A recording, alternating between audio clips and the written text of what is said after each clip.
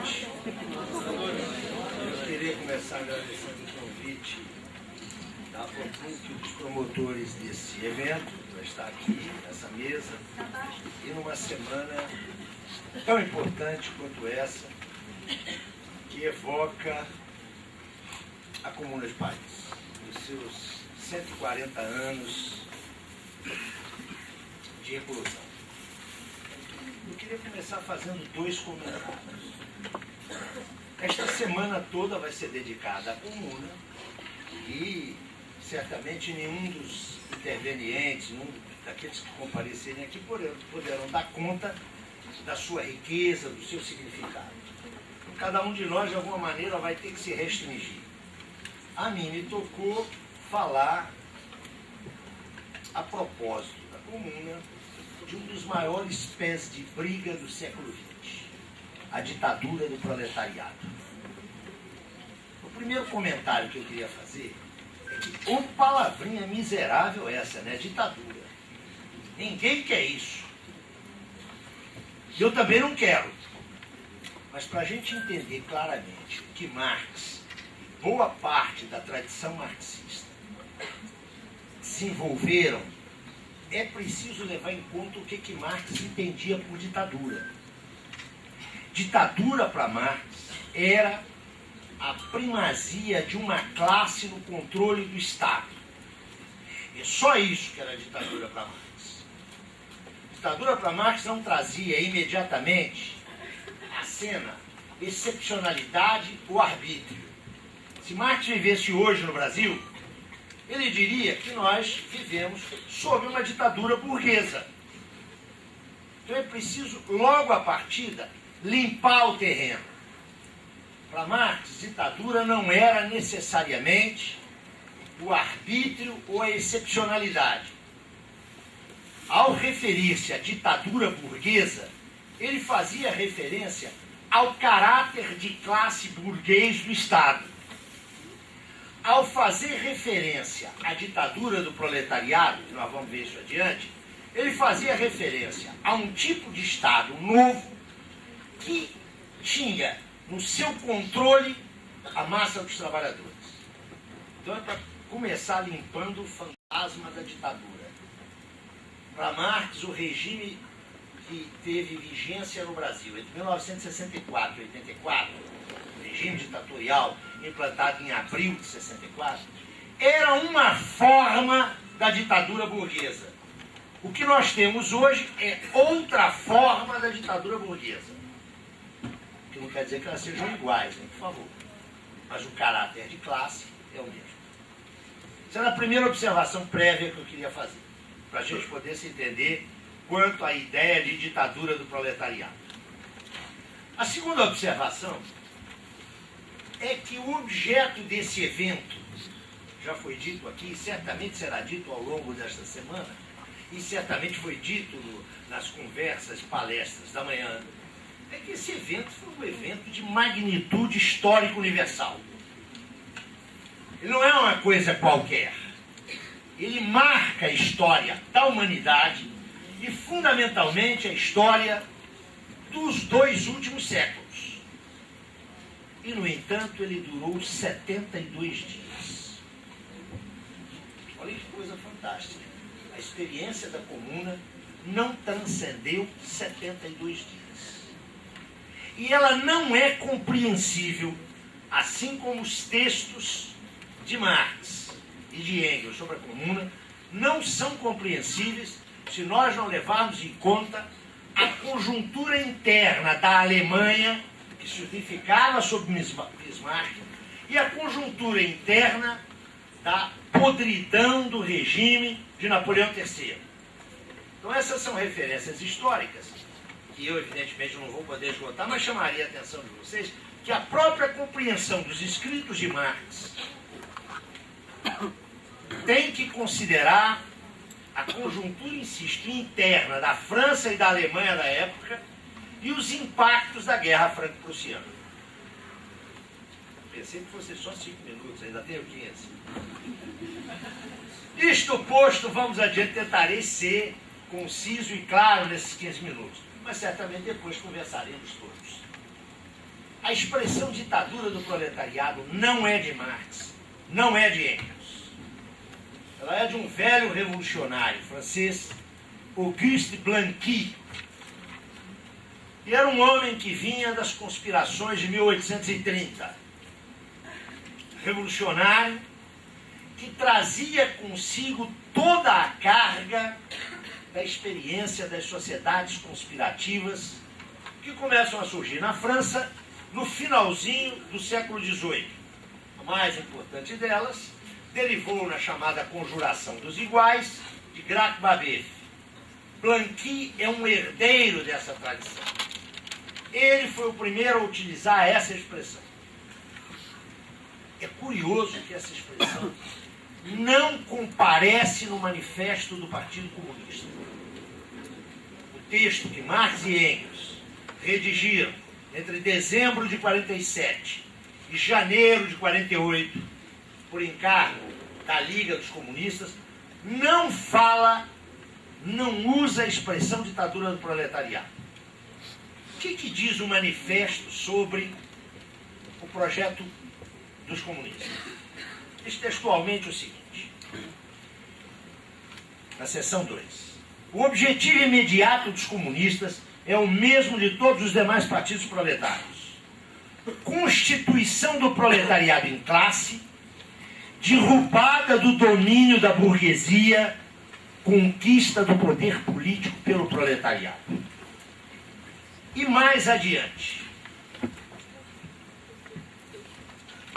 a Revolução Comunista é a ruptura mais radical com as relações de propriedade tradicionais.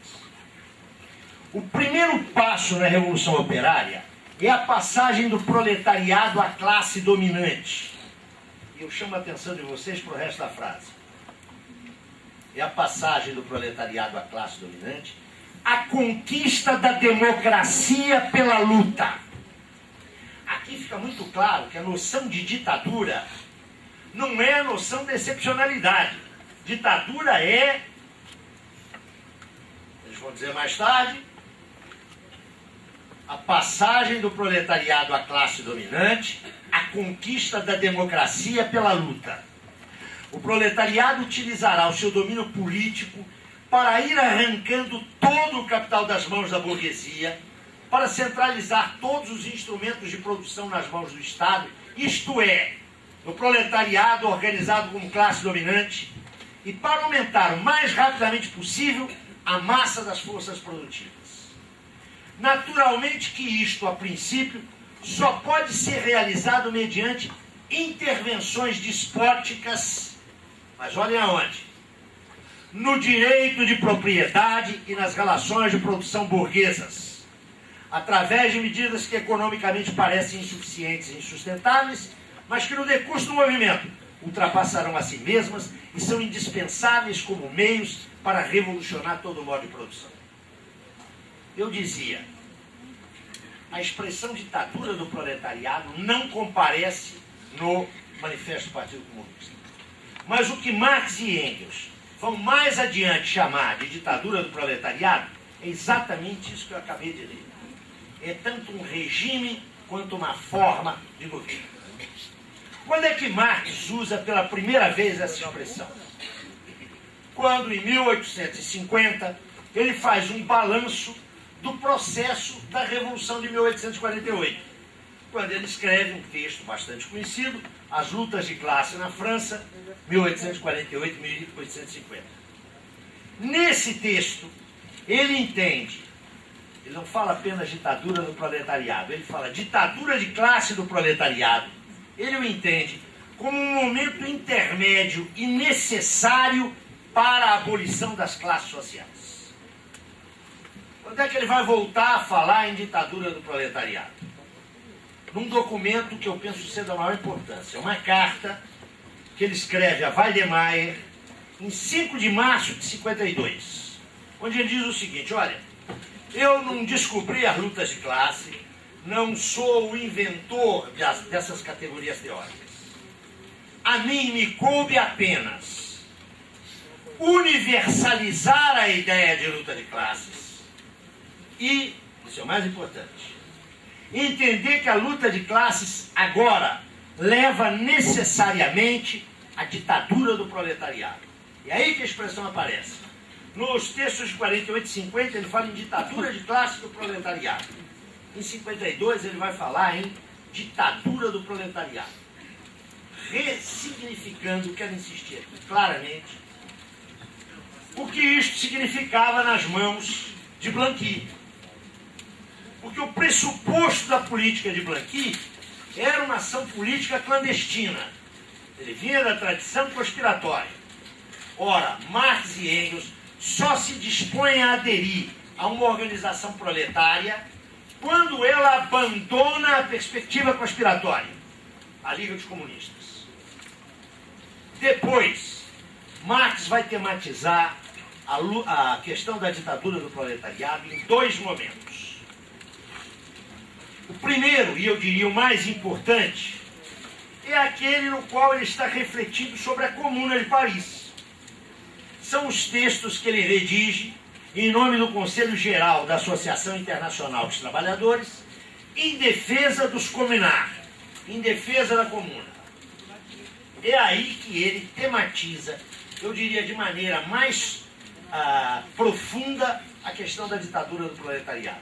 Não é por acaso que, reeditando esse texto, em 1891, já depois da morte de Marx, 8 anos depois da morte de Marx, Engels diz: vocês querem saber o que é a ditadura do proletariado? Olhem a Comuna de Paris.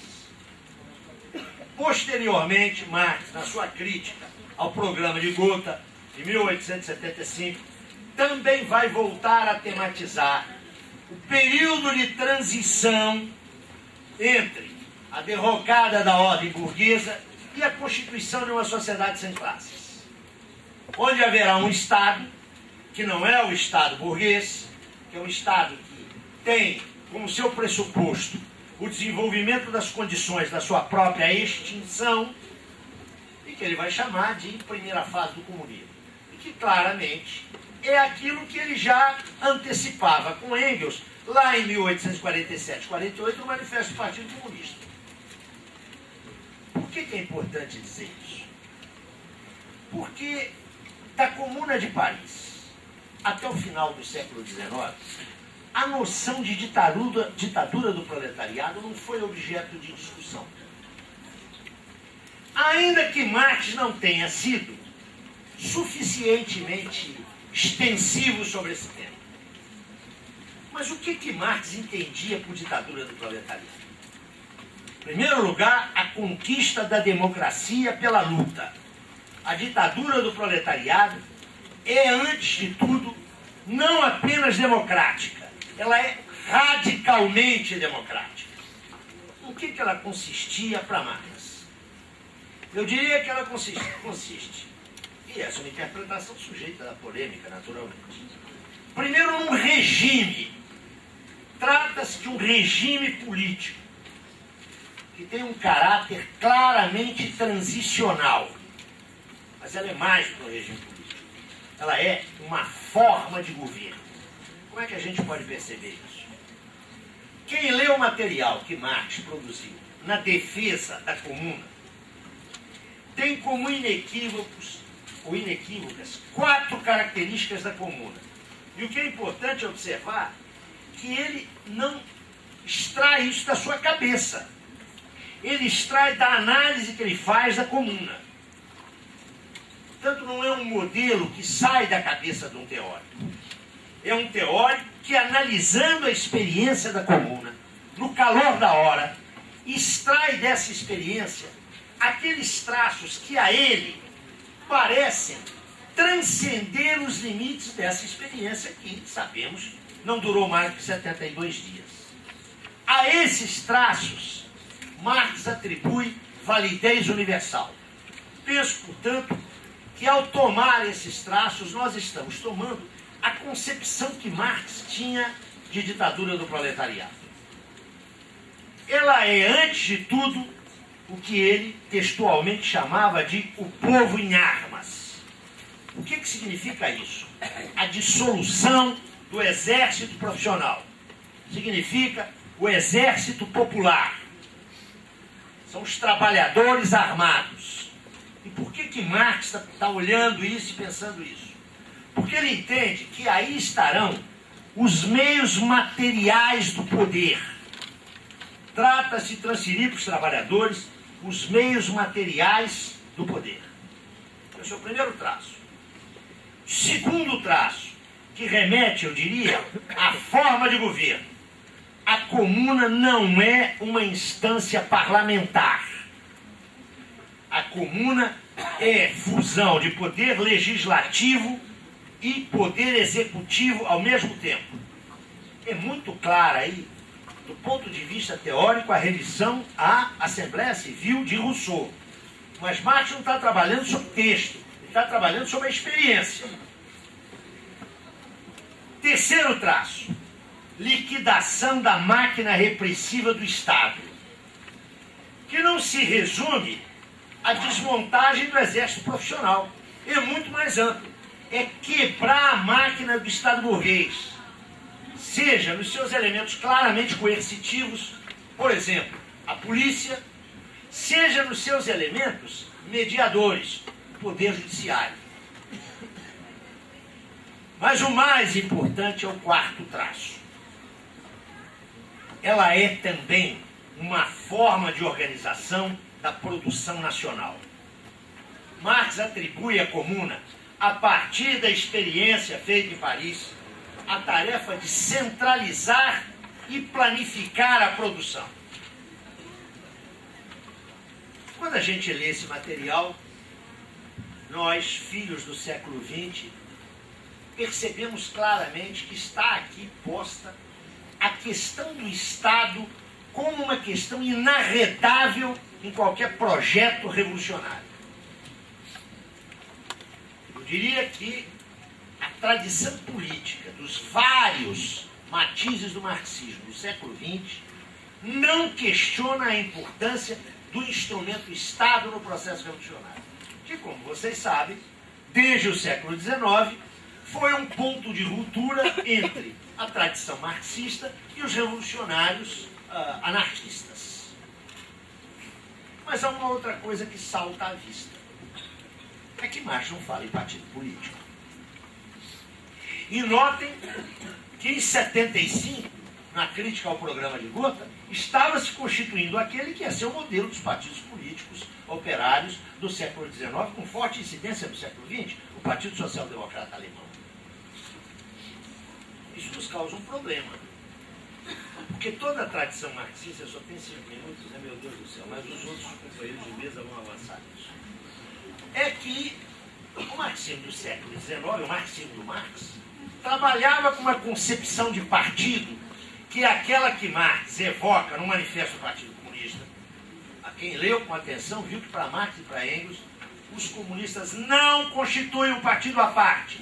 Eles são a fração mais avançada, mais consequente, mais radical dos partidos operários. Ora, isso muda no século XX. Eu costumo dizer que o cristianismo que nós conhecemos, e isso é uma homenagem que presto à casa, certamente tão gentilmente nos acolhe, é que o cristianismo não seria nada sem Paulo. O Saulo que se converte no caminho de Damasco. Até Paulo, a igreja era uma referência puramente simbólica. Paulo, romano que era, lhe dá uma estrutura jurídica. E é a partir do século III que o cristianismo triunfa. O marxismo também teve seu Paulo. Chamava-se Vladimir Ilyich Ulyanov. Até Lenin, o marxismo era uma grande referência para a luta social. Lenin, o que fazer, cria uma teoria do partido, uma teoria da organização. Não creio que seja esse o lugar, ou o espaço, ou o tempo para discutirmos se essa teoria é legitimamente derivada de Marx ou não. Há polêmicas quanto a isso. Mas não há dúvida nenhuma que Lenin cria um modelo de organização que vai materializar os primeiros anos da Revolução Russa. E nesse modelo de organização, já após a morte de Lenin, ocorre um fenômeno que vai transformar a teoria da ditadura do proletariado naquele que a mim me parece o conceito ou a categoria política mais polêmica da tradição marxista. Ocorre na União Soviética a fusão entre aparelho do partido e aparelho de Estado. E eu quero lhes dizer que tanto a concepção de Estado quanto a concepção de organização política, de partido político de Lenin, estão assentados na ideia de ditadura do proletariado. Né? Isso fica muito claro, seja no livro redigido no próprio ano da Revolução Russa, que Lenin não concluiu, que é o Estado e a Revolução, seja na polêmica dele com Kautsky, a Revolução Proletária, o renegado Kautsky, que é de um pouco depois, é de 1918. Eu diria que é a partir da Revolução Russa, dos seus desdobramentos, das várias fraturas políticas no campo do marxismo, que a categoria ditadura do proletariado passou a constituir um elemento de polêmica, e de polêmica grossa, como todos sabem. A mim me cabe, já que o meu tempo se esgotou, dizer que em Marx, ditadura do proletariado não significava o despotismo ilimitado. Marx usa a noção de ditadura para caracterizar conteúdo político do Estado. Ditadura do proletariado para Marx era expansão universalizada da democracia, que é incompatível com a ordem burguesa. É incompatível com a ditadura da burguesia. E com essas 4 funções. Quis a história, que é uma matrona extremamente ardilosa, né? Clio, que é a deusa da história, é muito ardilosa, que as prospecções de Marx não se realizassem tal como ele as concebia no dramático século XX. Mas eu peço só um minuto para dizer o seguinte: toda essa discussão tem tudo a ver com a nossa realidade contemporânea. É preciso pesquisar hoje, daquelas 4 funções que Marx atribuía à ditadura do proletariado, quais são as atuais, quais são as que a história superou. Né? Se a Comuna tem 140 anos, a morte de Marx tem mais ou menos isso. Né? Não façamos do maior dos iconoclastas, que foi Marx, mais um ícone. Né? Devemos considerar tudo isso no mais legítimo espírito de Marx, que foi, aliás, sinalizado pelo poeta da Pauliceia Desvairada, né? Mário de Andrade, quando nos disse, na sua célebre conferência de 1942, o passado não é exemplo, o passado é lição. Tiremos as lições. Muito obrigado.